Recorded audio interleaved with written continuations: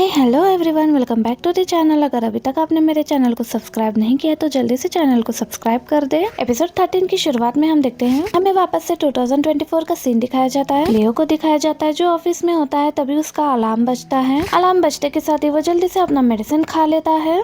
और दूसरी तरफ घर पर जिन होती है जिसकी तबीयत ठीक नहीं होती, उसे कोल्ड हुआ होता है। तो उसे डॉक्टर लू की कॉल आ जाती है जो उससे पूछने लगता है क्या तुम मेरे साथ न्यू डिशेस ट्राई करने के लिए चलोगी। मना करते हुए कहती है कि मेरी तबीयत ठीक नहीं है। डॉक्टर लू कहता है कि अगर ज्यादा तबीयत ठीक नहीं है तो तुम मुझे बताना, मैं तुम्हारे लिए कुछ न कुछ लेकर आऊंगा खाने के लिए। जिनकी मॉम जिनके घर आ रही होती है तो वो डॉक्टर लू को देख लेती है। यहाँ पर फॉरेज लेकर आता है और मॉम जिनके लिए बहुत सारी चीजें लेकर आती है। वो सामान खुद पकड़ लेता है और पूछने लगता है कि आप इतना सामान क्यों लेकर आई हो।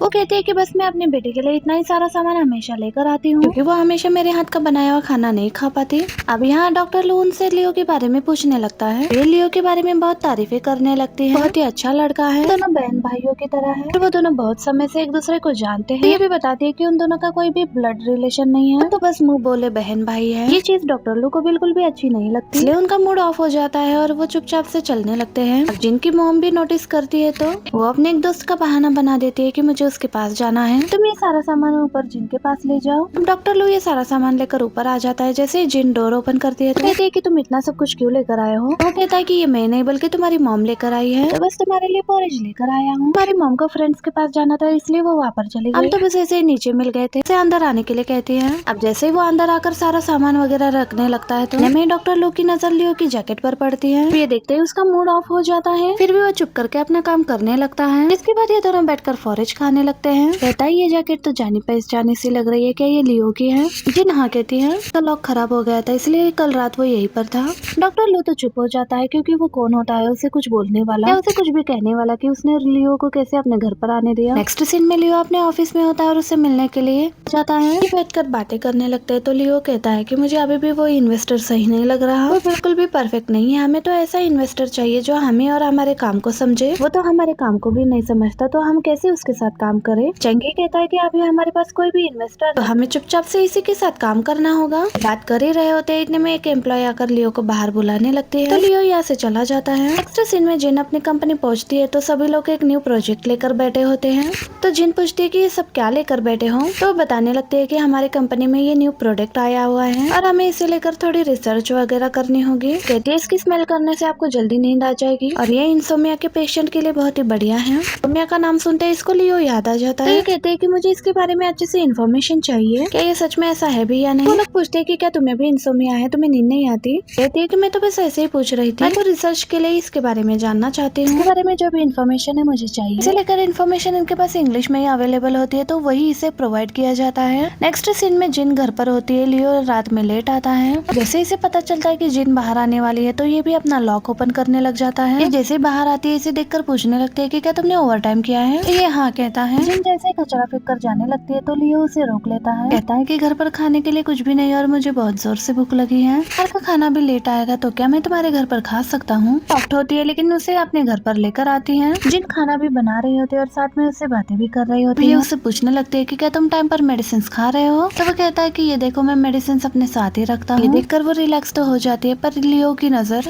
पड़ जाती है। वो पूछता है कि ये क्या है तो वो बताने लगती है कि ये मेरा न्यू प्रोजेक्ट है इंसोमिया के पेशेंट के लिए, पर मुझे अभी तक पता नहीं है ये ठीक है भी या नहीं। क्या सच में इसको स्मेल करने के बाद सच में नींद आती भी है या नहीं। और कहती है तुम्हें भी इंसोमिया है ना, क्या तुम मुझे टेस्ट करके बता सकते हो। मुझे इसकी रिपोर्ट चाहिए कि तुम कितने घंटे सोने लगे हो और इसे यूज करने से पहले कितने घंटे सोते थे। वो कहता है कि इसके लिए ज्यादा टाइम लगेगा। वो कहती है कि नहीं मुझे रिजल्ट जल्दी चाहिए, तुम ज्यादा समय तक टेस्ट कर सकते हो लेकिन मुझे इसकी रिपोर्ट जल्दी चाहिए। तो लियो कहता है कि ठीक है मैं बता दूंगा, अपनी पूरी रिपोर्ट दे दूंगा। जिसके बाद उसके लैपटॉप को देखते हुए कहता है कि क्या तुम काम कर रही थी। इंग्लिश का देखकर पूछने लगता है कि क्या तुम ट्रांसलेट कर रही थी। कहती है इसका इन्फॉर्मेशन मुझे अभी तक इंग्लिश में ही मिला है, हमारे लैंग्वेज में नहीं है, क्या मैं तुम्हारा काम कर दूं। वो हाँ कहती है तो इसका काम करने के लिए ये बैठ जाता है और ये सब कुछ ट्रांसलेट करके लिख रहा होता है। जैसे ये उसके लिए खाना बना कर लेकर आती है तो लियो अपना काम करके सो चुका होता है। ये उसे उठाती नहीं है और साइड में नूडल्स रख देती है। अब जैसे ये उसके पास बैठकर अपना काम देखने लगती है तो ये उसका हाथ ही पकड़ लेता है। ये अपना हाथ छुड़वा कर सोचने लगती है कि ये प्रोडक्ट तो सच में बहुत काम की चीज है। जिसके बाद हमें 2017 का सीन दिखाया जाता है जहाँ लियो स्कूल में होता होता है और उसके ज्योमेट्री बॉक्स में अभी भी जिन की फोटो होती है।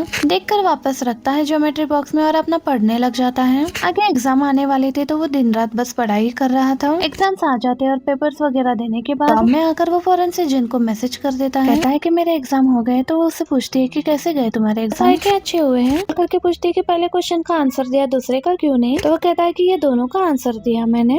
जिसके बाद ये दोनों मिलकर साथ में घर आते हैं। लोग जैसे घर पहुँचते हैं तो जिन ने पूरा घर बिखर कर रखा होता है। तो वो उसे कहती है कि तुम शावर लेने जाओ, मैं ये क्लीन करती हूँ। लेकिन जिनको ये सब कुछ इतना भी बिखरा हुआ नहीं लग रहा होता। अब सभी चीजों को ये अपनी अपनी जगह पर रख देने के बाद ये चुनचुन से बात करती है कॉल पर। तरफ लियो शावर लेने लगता है। जैसे ही शावर लेकर वो कपड़े पहनने लगता है तो देखता है कि ये तो दोनों इस ट्राउजर्स लेकर आया और उसने टी शर्ट भी धो दी थी। उसे समझ में नहीं आ रहा होता है कि वो क्या करे। ट्राउजर पहनकर डोर ओपन करके देखने लगता है कि बाहर कोई है तो नहीं। उसे जिन नजर नहीं आ रही होती तो ये फौरन से भागकर बाहर आता है। में जिन भी अपने रूम से बाहर निकल आती है। उसे ऐसे देखकर पूछती है कि तुम बिना कपड़ों के क्यों हो। वो बताने लगता है कि मैं तो दोनों ही ट्राउजर ले गया था, टी शर्ट नहीं ले गया था। ये शावर लेने के बाद पता चला। तो जिन कहती है कि जल्दी रूम में जाओ और पहन कर आओ जाओ टी शर्ट। ये फौरन से अपने रूम में चला जाता है और काफी ज्यादा एम्बेरस फील कर रहा होता है। चुनचुन पूछती है कि कौन लड़का है तुम्हारे घर पर। तो वो कहती है कि कोई और लड़का नहीं बल्कि लियो है। गलती से वो ट्राउजर लेकर गया था, शर्ट लेकर नहीं गया। इधर वो टी शर्ट पहनने के बाद भी एम्बेरस हो रहा होता है, बाहर नहीं आ रहा होता। जिन आवाज देती है कि अगर कपड़े पहन लिए हो तो बाहर आ जाओ। उसका टॉवेल जिनके पास होता है वो उसे देने लगती है तो गलती से उसके हाथ से नीचे गिर जाता है। दोनों साथ में पकड़ने लगते हैं और गलती से एक दूसरे के क्लोज आ जाते हैं बहुत ज्यादा। तो यहाँ ये दोनों साथ में बहुत ज्यादा नर्वस हो जाते हैं। दोनों को समझ नहीं आ रहा होता कि अब वो दोनों क्या बात करें। वो कहता है मैं विलेज जाना चाहता हूँ अपने ग्रैंडपा से मिलने। जिन उसे अपने साथ ही लेकर आ जाती है तो यहीं पर वेट करने के लिए कहता है। तो वो कहती है कि मैं क्या तुम्हारे ड्राइवर हूँ जो यहीं पर रुकूंगी, बल्कि मैं भी तुम्हारे साथ चलूंगी। अब ये दोनों मिलकर उसके ग्रैंडपा के कब्र पर आ जाते हैं। लियो अपने ग्रैंडपा की कब्र पर रखने के लिए बहुत सारी चीजें लेकर आया था। इसके बाद जो भी सारे रिचुअल्स करने होते हैं वो करता है और जिन भी ये सब कुछ देख रही होती है। लियो जैसे उठता है तो उसके बालों पर कुछ लगा होता है तो जिन उसे साफ करने लगती है और ग्रैंडपा के सामने वो भी प्रेयर करने लगती है कि मैं लियो का बहुत अच्छे से ध्यान रखूंगी। लियो बहुत अच्छे से पढ़ाई कर रहा है, आप जहाँ पर भी हो अच्छे से रहो। इसके बाद ये दोनों भी यहाँ से जाने लगते हैं। जाते जाते बहुत ज्यादा अंधेरा हो जाता है। जिन कहती है इतनी जल्दी यहाँ पर रात क्यों हो गई है। लियो कहता है ये माउंटेन एरिया है और यहाँ पर बहुत जल्दी रात हो जाती है। जिन एक आवाज से डर जाती है और उसे कहती है कि तुम 10 मीटर से ज्यादा दूर मुझसे नहीं रहोगे, इसीलिए लियो को उसका हाथ पकड़कर साथ साथ जाना पड़ता है। जिन कहते हैं मुझे वहीं पर रुकने के लिए कहा था, क्या तुम इतनी रात में ऐसे ही अकेले आ जाते थे।